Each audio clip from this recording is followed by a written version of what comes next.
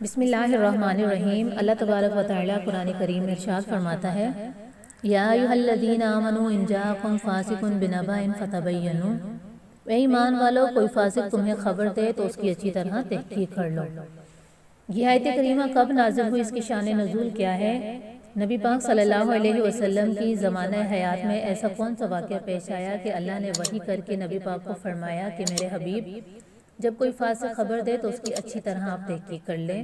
اگر اس ٹاپک پر میں آپ کو سمجھاؤں تو ہماری ویڈیو لمبی ہو جائے گی، اور ہمارا مقصد ہے کہ کم ٹائم میں آپ کو عقیدہ ختم نبوت کی ہم لوگ آگاہی دے سکیں۔ تو نبی پاک صلی اللہ علیہ وسلم نے فرما دیا کہ جب کوئی فاسق خبر دے تو ہم اس کی اچھے سے تحقیق کریں۔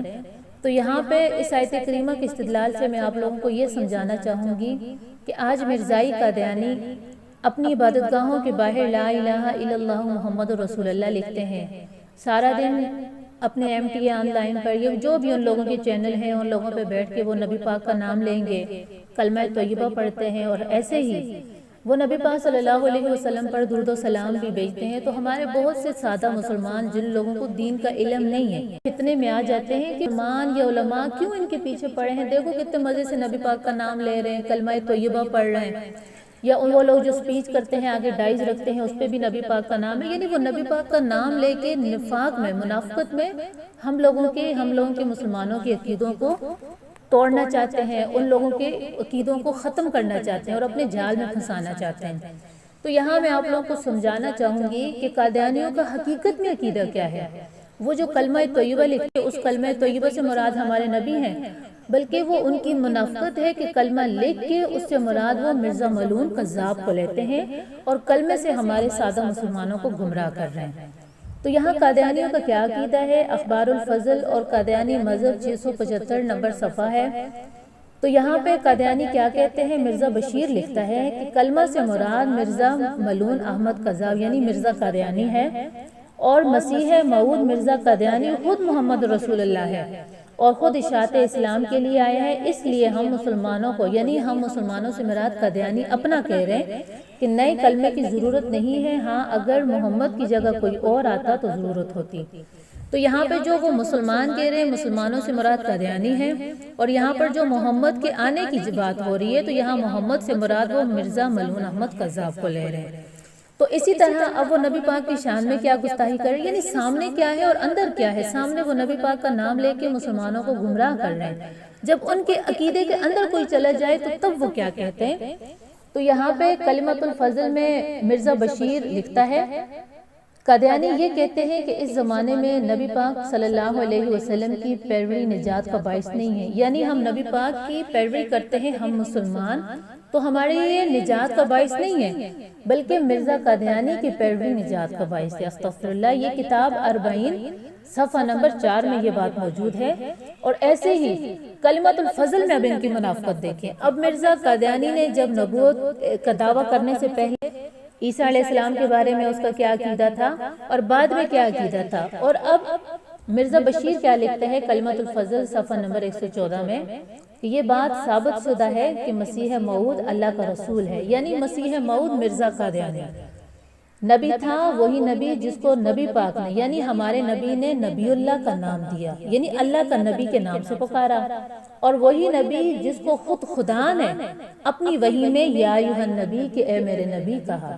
اب یہ ان لوگوں کی منافقت دیکھیں۔ یہاں پہ مرزا بشیر کیا لکھتا ہے کہ مسیح موعود ہے اور یا ایھا النبی کے نام سے پکارا، اور مرزا ملعون کذاب جب اس نے شروع کے دور میں جب اس نے نبوت کا دعویٰ نہیں کیا، دعویٰ کرنے کی کوشش کر رہا تھا، تو تب اس نے کیا کہا؟ براہین احمدیہ میں صفحہ نمبر 505 اور روحانی خزائن صفحہ نمبر 57 اور 58 میں یہ بات ہے۔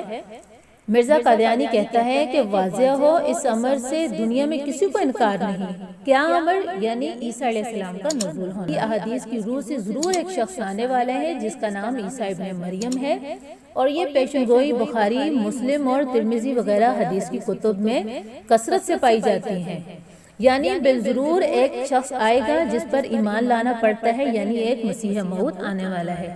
اب یہاں پر آپ ان کی منافقت دیکھیں کہ براہین احمدیہ اور روحانی خزائن میں مرزا قادیانی نے نبوت کا اعلان کرنے سے پہلے لکھا کہ عیسیٰ علیہ السلام زندہ ہے، آئیں گے، اور بعد میں یہی مرزا ملعون احمد قذاب اپنی کتابوں میں لکھتا ہے کہ عیسیٰ علیہ السلام تو وفات پا گئے ہیں، لہٰذا میں مسیح موعود ہوں۔ تو یہ ان لوگوں کی گستاخیاں ہیں۔ حقیقت الوحی میں یہ بات موجود ہے کہ زمین و آسمان تمام کائنات کو صرف مرزا قادیانی کے لیے پیدا کیا۔